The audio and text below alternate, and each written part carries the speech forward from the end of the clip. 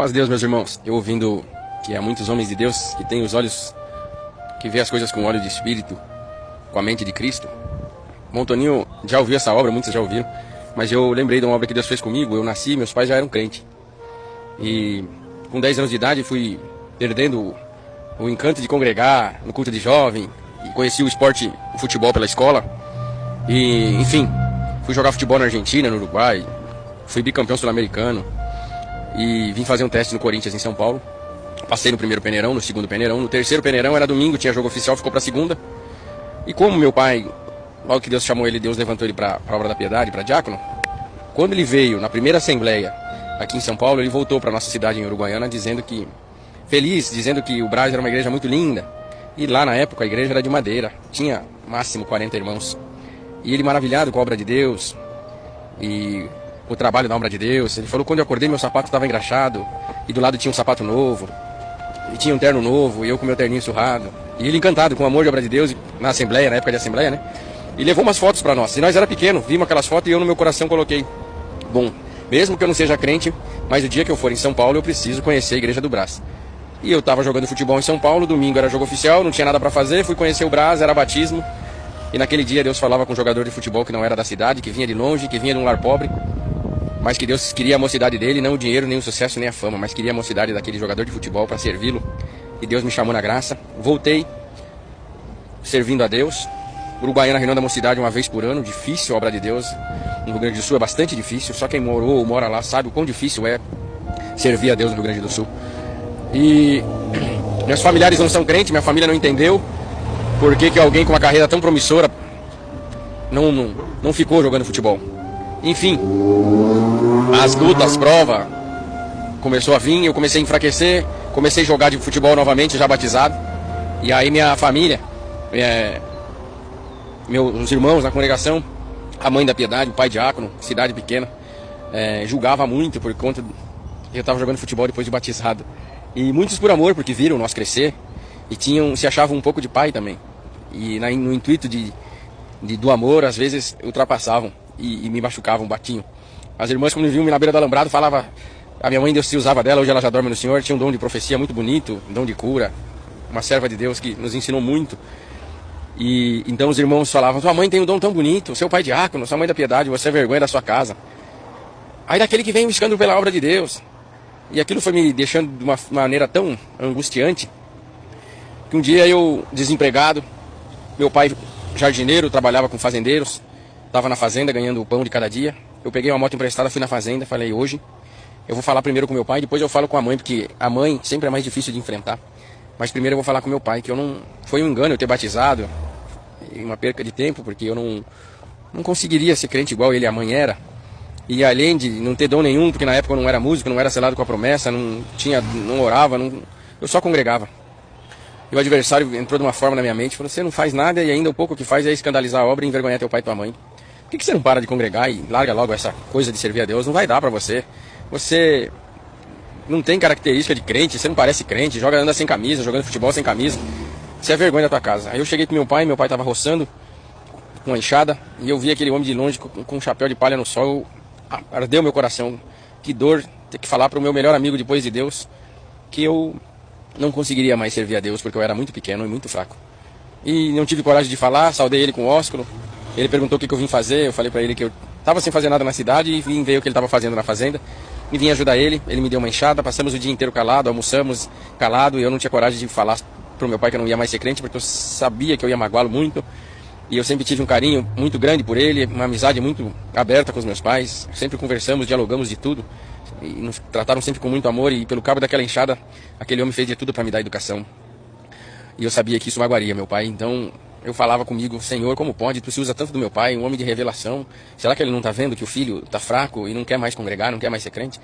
Mas no final do dia ele me deu um chimarrão, falou assim: pai, que eu gostaria de te dar dinheiro, sabe que você está sofrendo com o desemprego, que teus amigos têm tênis novo, teus amigos têm roupa nova, você usa roupas já velhas porque você está sem dinheiro e largou o futebol, não está ganhando mais para jogar. E o pai gostaria de te ajudar mais, mas o pai não tem, filho. Quanto para trazer o sustento para casa? Eu falei: mas eu não estou pedindo, pai. Ele falou: mas eu sei da tua necessidade. Então toma um chimarrão com o pai. E ele me deu um chimarrão. E enquanto ele me dava aquele chimarrão, ele falava para mim: filho, você reparou em tudo que nós fizemos hoje aqui na fazenda, não foi só nós. Porque parece que teve um exército de anjos cortando grama conosco. O serviço rendeu, filho, porque com tudo, com o Senhor fica mais fácil. Tudo com o Senhor rende. E eu tô feliz por isso. Você consegue ver, filho, aquele bem-te-vi sentado na árvore cantando? Eu falei, vejo, pai. Você sabe o que ele fala? Você tá vendo que ele tá cantando lá para o pôr do sol, onde o sol tá se pondo? Eu falei, tô vendo, mas não sei o que ele tá falando não. Falou, esse bem-te-vi fala as seguintes palavras, filho. Senhor, graças eu te dou por mais um dia os raios do sol que tu criou, ter esquentado meu ninho junto dos meus pintainhos da fêmea. E a hora que eu tive fome, não faltou bichinho, inseto para mim comer e trazer para meus pintainhos. Na hora que eu tive sede, teve rios, teve riachos, eu pude escolher aonde beber a água pura. Na hora que o sol estava muito forte, eu escolhi uma árvore sombrosa para descansar. Bem te vi que vale a pena glorificar o teu nome. Bem te vi que vale a pena te servir. Mas um dia foi embora o gavião, não pegou eu, não pegou meus pintainhos, e eu digo, bem te vi que vale a pena te servir. E eu fiquei maravilhado com o que Deus dava com meu pai, e ele falou, a mesma coisa é o bem te vi, a mesma coisa é o João de Barro, a mesma coisa é aqueles pintinhos que estão pastando ali do lado, junto com a galinha, a mesma coisa é a mamãe pato, a mesma coisa é os cordeiros em volta da ovelha, e todo mundo, filho, tá feliz porque Deus é misericórdia. E eu falei, que bonito, pai. Ele falou, agora você consegue ver um pássaro com as asas abertas lá em cima? Vejo. Aquilo lá é um gavião. Ele é uma ave de rapina, ele vive de pegar os pássaros mais fracos, mais pequenos. E ele está escolhendo alguém para pegar, filho. Está escolhendo alguém porque daqui um pouquinho o sol se põe e ele vai fazer a sua última refeição, então ele está escolhendo alguém para pegar.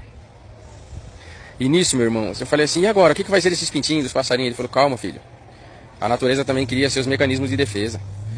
Daqui um pouquinho alguém vai ver o gavião no ar e vai cantar um canto diferente, você vai ver a correria que vai ficar aqui no campo. Irmãos, eu não sei quem avisou, se foi o João de Barro, o bem-te-vi ou o Sabiá. Mas eu sei de uma coisa, meus irmãos. Quando um dos pássaros cantou, a galinha na hora abriu as asas, os passarinhos foram para debaixo, e todo mundo se escondeu para as árvores copadas e ficou um silêncio no campo. Os cordeiros foram para perto das ovelhas. E eu fiquei maravilhado com aquele espetáculo da natureza. Meu pai falou, eu sei que você está maravilhado, porque você vive na cidade, mas eu que vivo no campo e presto atenção em tudo que o nosso Deus criou. Eu vejo esse espetáculo no amanhecer e vejo esse espetáculo no anoitecer, no entardecer, porque a toda hora o Senhor dá um espetáculo para nós. E aí, nesse espetáculo da natureza, ele falou para mim, agora você consegue ver alguém voando com liberdade diante da ameaça de um gavião? Eu falei, não. Ele falou, se você prestar atenção lá naquela flor, existe alguém trabalhando e cumprindo sua missão em paz. Eu vi um beija-flor, e aí eu falei, pai, mas por que ele não corre?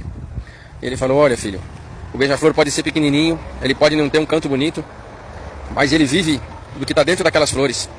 Aquilo lá é uma aguinha doce, e essa aguinha doce é o que dá sustentação para o beija-flor ser o pássaro mais rápido do mundo. O açúcar de dentro da flor dá energia para ele bater as asas. Só que ao mesmo tempo, filho, quando um beija-flor se vê ameaçado, principalmente pelo gavião, ele enfrenta o gavião e joga aquela aguinha doce no olho do gavião. E aquela água doce para o gavião é um ácido e deixa cego o olho do gavião. Então o gavião aprendeu que o beija-flor ele pode até ser pequeno, mas o que está dentro dele é muito poderoso. Sabe, filho, hoje quando você estava vindo de moto para cá, eu perguntei, quem vem de moto lá, Senhor? E o Senhor falou no meu coração, é teu filho, vem cansado, se achando pequeno, vem numa guerra espiritual muito grande e quer te falar que ele quer parar na graça. E eu fiquei aflito, falei, Senhor, o que eu falo pro meu filho? E Deus falou assim, não fala nada. Fica em silêncio, até o final do dia eu vou te dar ciência para pregar sobre a alma do teu filho. Filho, a resposta de Deus já chegou. Ainda que tu não toque, tu não cante, ainda que tu não seja selado com a promessa, ainda que tu não peça hino, ainda que tu só vai dentro da congregação, a congregação é uma flor. Dentro dela existe uma água chamada Palavra de Deus. Ela é mais doce do que o mel. É um alimento essencial para te dar energia para você combater o bom combate e ser rápido a fugir do nosso adversário. Por isso, filho, fica dentro da flor, ainda que tu não toque, ainda que tu sente no último banco. Deixa o povo falar, mas todas as vezes que tu entrar dentro da flor, a água da palavra há de alimentar a tua alma. E o gavião, que é o nosso adversário, que te espera lá fora, ele há de te reconhecer. Que você pode ser pequeno, você pode ser fraco, mas o teu direito de entrar na glória de Deus e a tua vontade de ganhar o reino dos céus é maior. Glória que sair da tua boca é suficiente para que o adversário fale. Ele é pequeno, mas o que está dentro dele é poderoso e eu não consigo matar. Naquela hora Deus tomou meu pai numa linguagem japonesa muito bonita, me deu um abraço, botou a mão na minha cabeça e mandou a vontade de parar e ir embora para o inferno em nome do Senhor Jesus. E pregou coisas que já cumpriram na minha vida. O diabo quer te matar, mas tu vai casar, tu vai ter filhos, para a honra e glória do meu nome. Tu vai viajar, tu vai me servir. Porque o Senhor anunciou para mim, e o Deus que anunciou para mim no meu coração não é um Deus mentiroso. Ele há de cumprir tudo que Ele está me dando aqui na boca. E muitas dessas coisas já cumpriu na minha vida e eu estou glorificando o nome de Deus. E senti de repartir com os irmãos essa obra que eu guardo com muito carinho dentro da minha alma. Deus que abençoe a todos, meus irmãos.